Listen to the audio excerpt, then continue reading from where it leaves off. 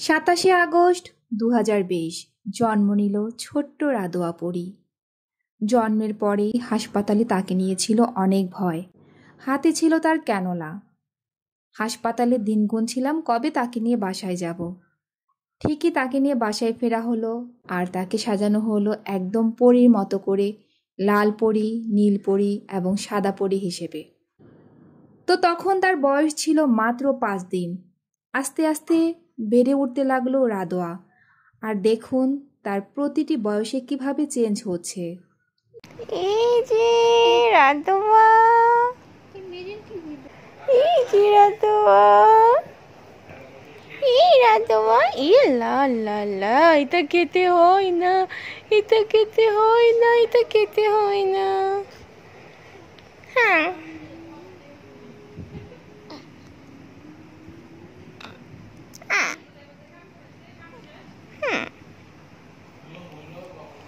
আপনার পাগুলো এত বড় বড়, আপনার পাগুলো তো অনেক বড় বড়, এত বড় পা আপনার।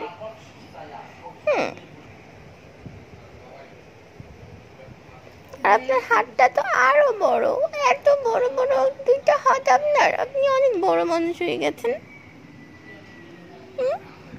15 দিনের রাধোয়া। হ্যাঁ, হ্যাঁ, হ্যাঁ, হ্যাঁ, হ্যাঁ, হ্যাঁ।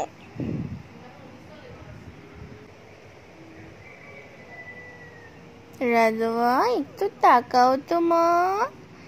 ইজি ইজি, একটু হাসো তো, একটু হাসো তো, একটু হাসো তো, একটু হাসো তো, একটু হাসো না,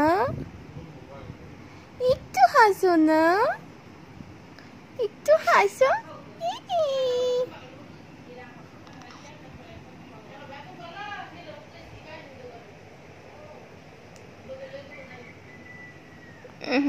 নিজের গালে নিজে খামচি দিচ্ছ, তুমি কি বোকা বাবু, বোকা পাখি, বোকা পাখি, তুমি তুমি একটা বোকা পাখি হয়ে গেছো। ছোট্ট রাধোয়া পাখি শুধু সারাদিন তার মাকে খুঁজতো, দেখতো তার মা আশেপাশে আছে কিনা। তো দেখুন বাচ্চারা ছোট থাকলে কতই না আদরের থাকে আর কত সুন্দর থাকে। আর তারপর শুরু হলো আস্তে আস্তে রাধোয়ার বড় হওয়া। এখন সে বাবুকে নিয়ে নিজেই শুয়ে আছে। আসলে রাধোয়া জন্মের পর খুবই অসুস্থ ছিল, যার কারণে তার হাতে ক্যানোলা করা হয়েছিল। আর আস্তে আস্তে ছোট্ট বুড়িটা দেখুন কত সুন্দর হয়ে উঠছে, মাশাল্লাহ, একদম ডলের মতো লাগছে তাকে। আপুও তাকে এখন কোলে নিতে শিখে গিয়েছে। দুই আপু ভালোই সময় কাটাচ্ছে। আর আস্তে আস্তে রাধোয়ার বেড়ে ওঠা আপনাদের সামনে তুলে ধরেছি।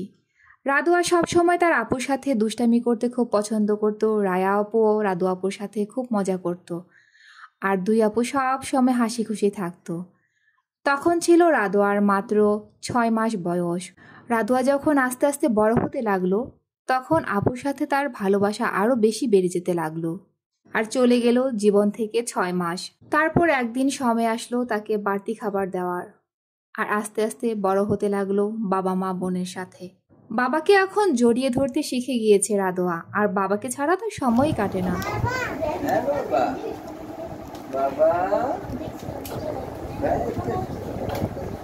আস্তে আস্তে দিন যাচ্ছে আর রাজকন্যা বড় হতে চলেছে।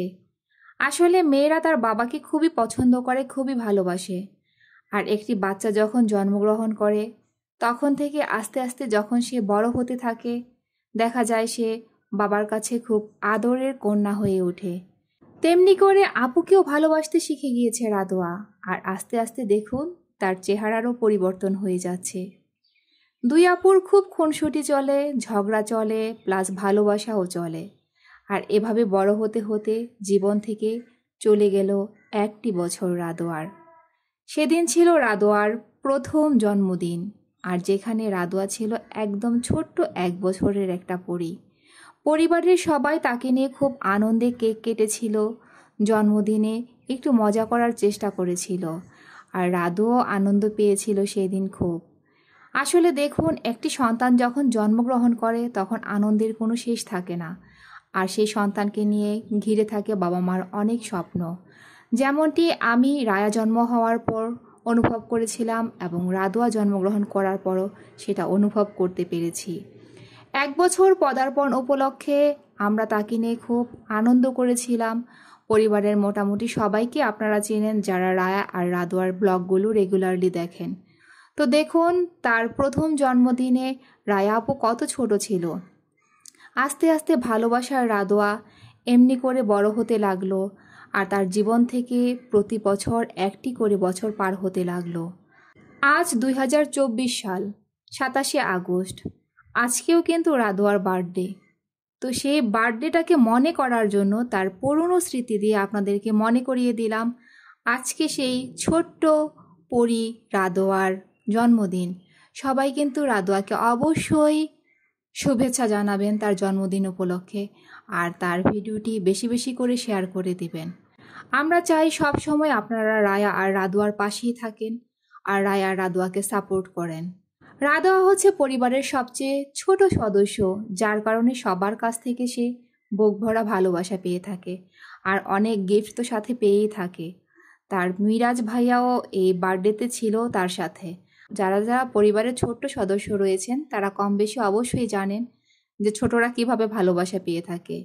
শুভ জন্মদিন রাদোয়া, সুস্থ থাকো, ভালো থাকো এই দোয়াই করি। আর এটা হলো আমাদের 2024 সালের রাজকন্যা রাদোয়া।